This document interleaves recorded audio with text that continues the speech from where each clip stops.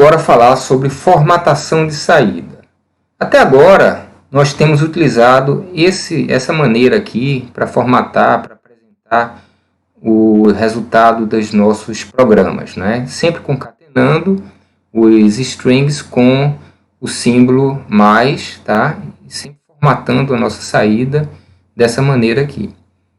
Isso tem alguns problemas. O primeiro dele é que eu sempre tenho que incluir esses operadores de concatenação. Muitas vezes você esquece um, fica difícil, fica uma coisa, você abre aspas, fecha aspas, você esquece de fechar uma aspas, é um processo um pouco cansativo e difícil de formatar.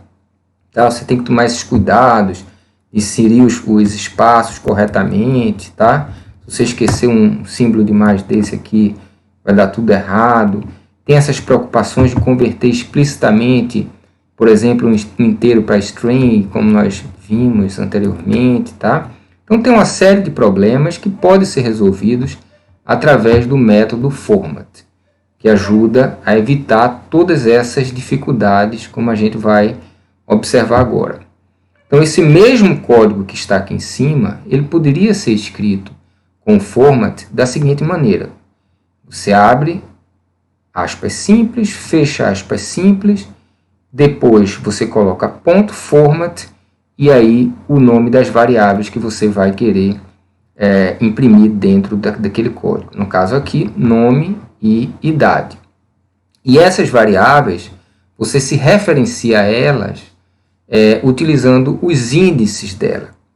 Por exemplo, nome aparece na primeira opção, na primeira posição do format, e o primeiro índice começa com 0. Então, quando eu coloco 0 aqui, eu estou me referenciando a nome. Quando eu coloco 1, eu estou me referenciando a idade, que é o segundo item, índice 1. Tá? Então, agora, vocês observam que é um formato muito mais contínuo, né? Parabéns, aí aqui vai aparecer nome, hoje você completa idade, anos aqui. Tá? Então, isso simplifica bastante. Você observa aqui também que eu não fiz a conversão de idade para string. O format faz isso automaticamente para mim. Ok?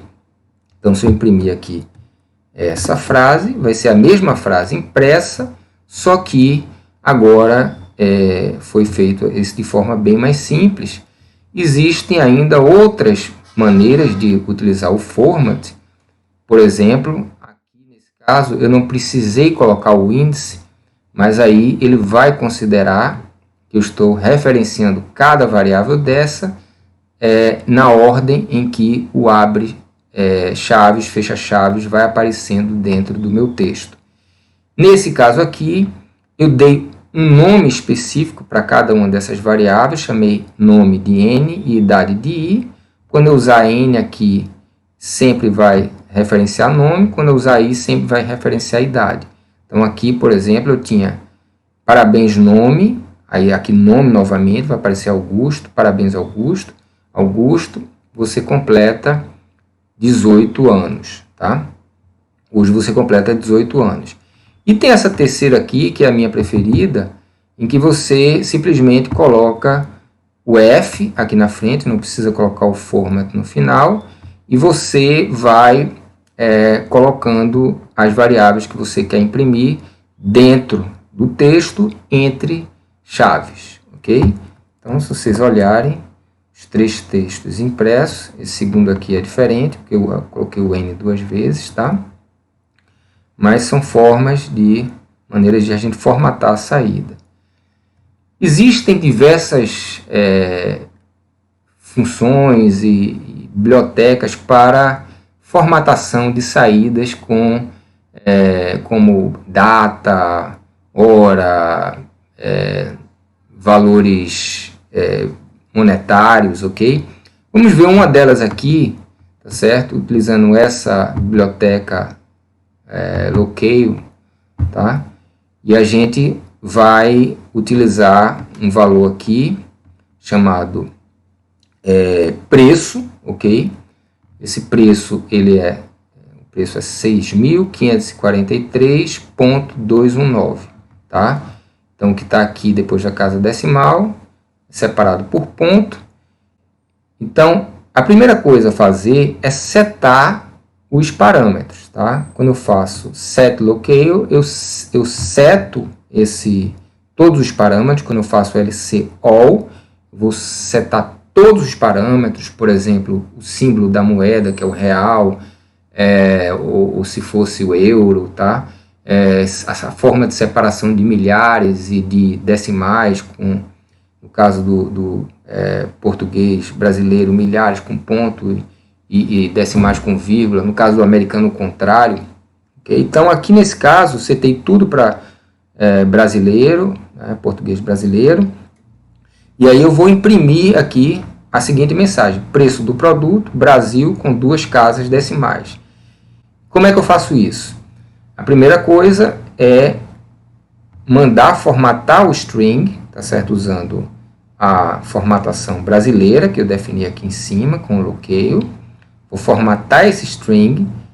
Esse string, ele vai receber um ponto flutuante, tá? Se eu colocasse só %F, ele ia imprimir do jeito que está ali, ó, com várias casas depois da vírgula.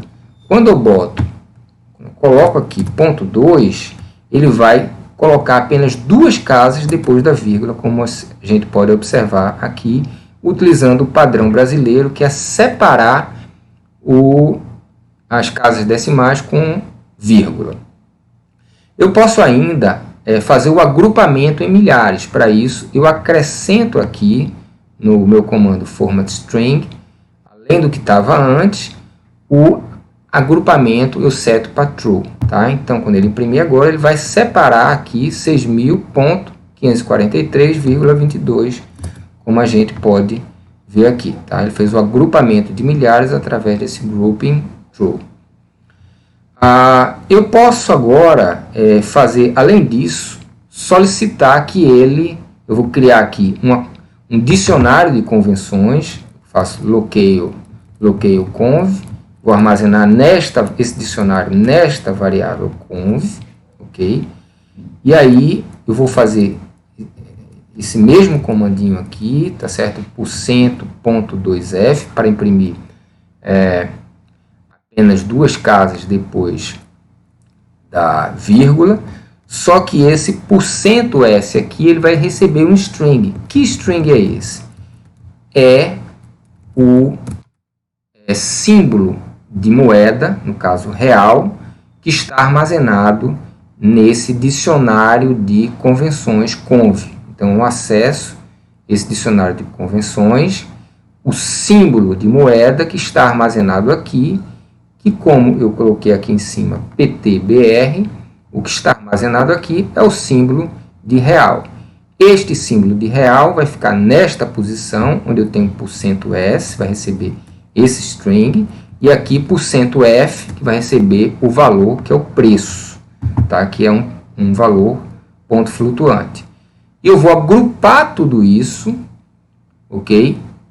Os milhares está setado para true, ele vai agrupar os milhares, como a gente vai ver aqui. Então, ele colocou o símbolo do real, tá? %s, ele agrupou por milhares, e ele colocou apenas 2 casas depois da vírgula, porque eu coloquei aqui o %f com esse ponto 2 aqui, entre o % e o f, certo?